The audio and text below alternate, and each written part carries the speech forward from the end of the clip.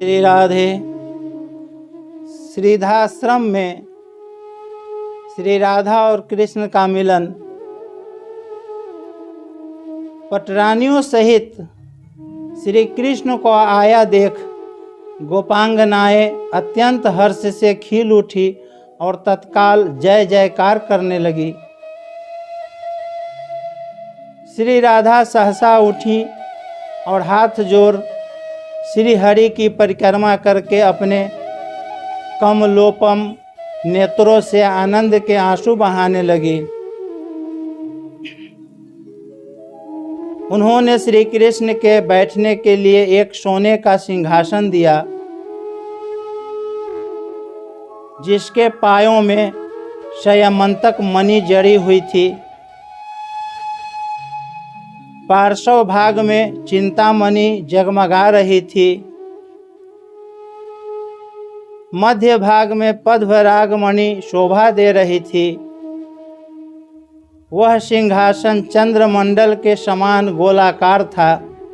उसकी पाद पीठिका में कौस्तुभ मणियां जड़ी गई थी।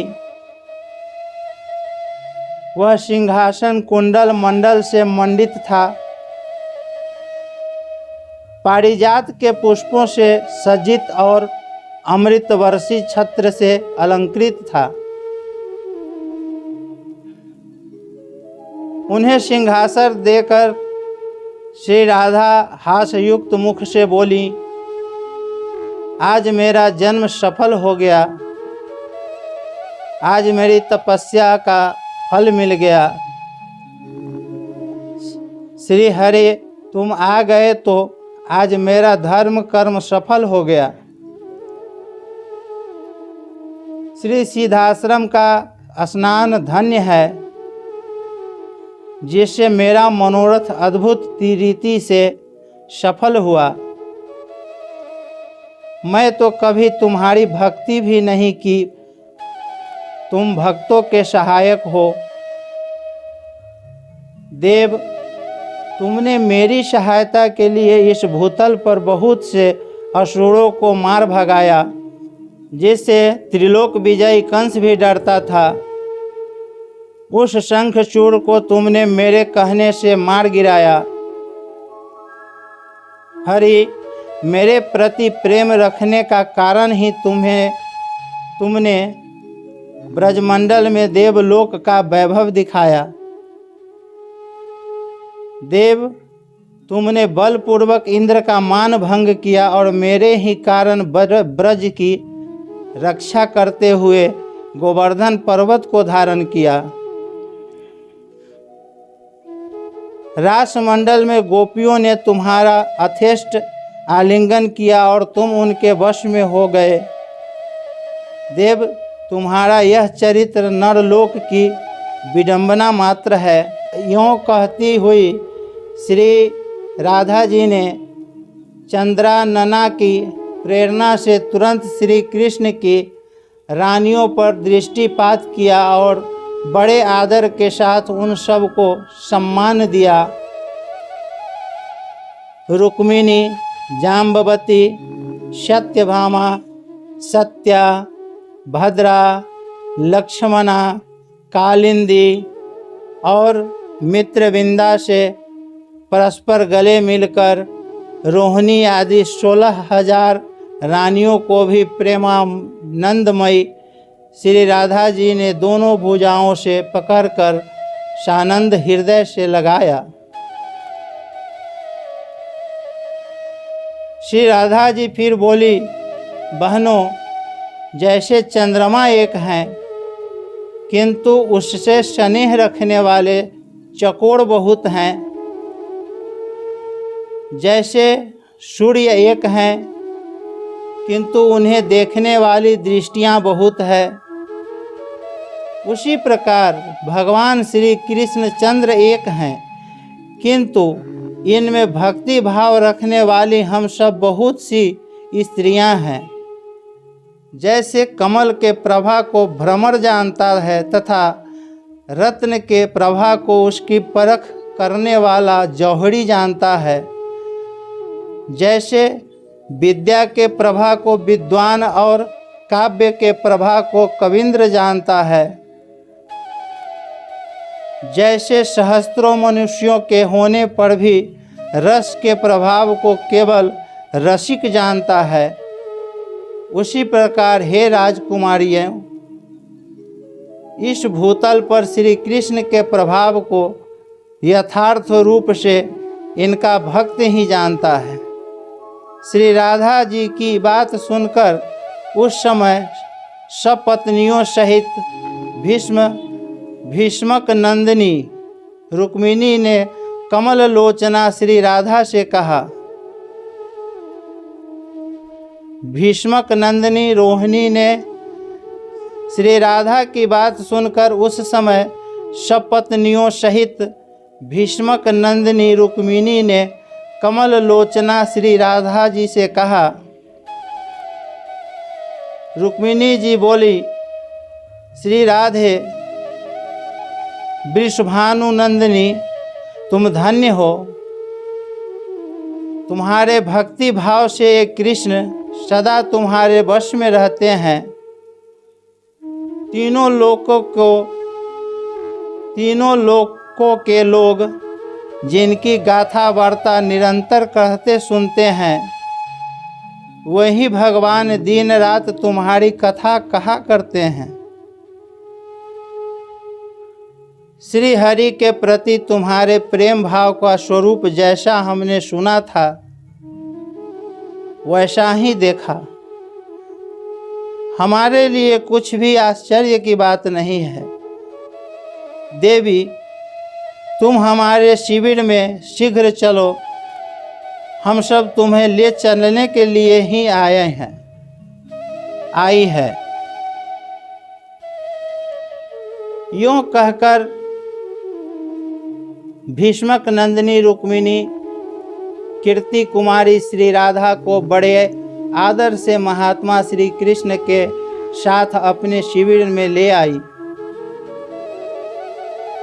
सर्वतोभद्र नामक शिविर में, जो कमलों के केसर से सुवासित था, सोने के पलंग पर शीर्ष पुष्प के समान कोमल बिछावन बिछाकर, तकिया लगाकर, वस्त्रमाला और श्रृंगार सामग्री से सब पत्नियों सहित सती रुक्मिणी ने रात्रि के समय विविध पूजा करके उन्हें सुखपूर्वक ठहराया। फिर गोपांगनाओं के 100 यूथों का भी पृथक पृथक पूजन करके उन कृष्ण प्रियाओं ने सबके साथ बहुविध वार्तालाप किया। फिर श्री राधा को वहाँ सुलाकर वे रानियाँ सब प्रसन्नतापूर्वक अपने अपने शिविर में गई। श्री कृष्ण के पास पहुंचकर रुक्मिणी ने देखा कि वे बैठे बैठे जग रहे हैं। तब उन्होंने श्री कृष्ण से पूछा, स्वामी, आप सोते क्यों नहीं? तो श्री कृष्ण भगवान बोले, शुभ्रो, तुमने अगवानी करके विनय पूर्वक प्रेम भरी बातें सुनाकर आश्वासन देकर ब्रजेश्वरी श्री राधा की भली भांति पूजा की है और वे अत्यंत प्रसन्न हुई है। परंतु एक बात की ओर तुमने ध्यान नहीं दिया। वे प्रतिदिन सोने से पहले उत्तम दूध पिया करती है, किंतु सुंदरी, आज श्री राधा ने दूध पान नहीं किया। महामते, इसीलिए अब तक उनके नेत्रों में नींद नहीं आई है। और भीष्मक नंदिनी, यही कारण है मैं भी नहीं सो सका हूँ। पति देवता की यह उत्तम बात सुनकर रुक्मिणी जी अपनी सौत के साथ दूध लेकर बड़े आदर से श्री राधा जी के समीप गई सोने के कटोरे में मिश्री मिलाया गरम दूध डालकर भीष्मक नंदिनी बड़े प्रेम से श्री राधा को पिलाया। इस प्रकार विधिवत पूजा करके उनके हाथों में पान का बीड़ा दिया और सत्यभामा आदि सब पत्नियों के साथ अपने शिविर में लौट आई। श्री कृष्ण के समीप आकर शुभ स्वरूपा श्री रुक्मिणी अपने द्वार की गई दूध पहुँचाने और श्री कृष्ण के समीप आकर शुभ स्वरूपा रुक्मिणी अपने द्वारा की गई दूध पहुँचाने और पिलाने की सेवा का वर्णन करते हुए साक्षात श्री कृष्ण के चरणारविंदों की सेवा में लग गई। अपने कोमल कर पल्लवों से निरंतर श्री चरणों का लालन करती हुई रुक्मिणी श्री कृष्ण के पाद तल में नए छाले देख आश्चर्य से चकित हो उठी। उन्होंने पूछा, प्रभु आपके चरण तलों में छाले कैसे उभर आए हैं? भगवान, ये आज ही उभरे हैं, मैं नहीं जानती कि इसका कारण क्या है।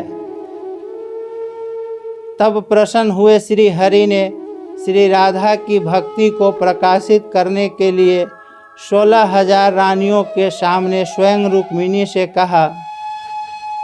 श्री कृष्ण भगवान बोले, श्री राधिका के हृदयारविंद में मेरा चरणारविंद सदा विराजमान रहता है। उसके प्रेम पाश में बंधकर वह निरंतर वहीं रहता है,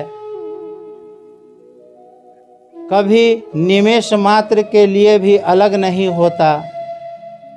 आज तुम लोगों ने उन्हें कुछ अधिक गर्म दूध पिला दिया है। वह दूध मेरे पैरों पर पड़ा और उनमें छाले पड़ गए। तुम सब ने उन्हें थोड़ा गर्म दूध नहीं दिया, अधिक गर्म दूध दे दिया। श्री कृष्ण की बात सुनकर रुक्मिणी आदि सुंदरियां बड़े प्रेम से उनके पैर सहलाने लगी और उन्हें सब ओर से बड़ा विस्मय हुआ। वे परस्पर कहने लगी, मधुसूदन माधव में श्री राधा की प्रीति बहुत ही उच्च कोटि की है। उसकी कोई समानता करने वाली कोई स्त्री नहीं है। ये श्री राधा इस भूतल पर अद्वितीय नारी है। जय श्री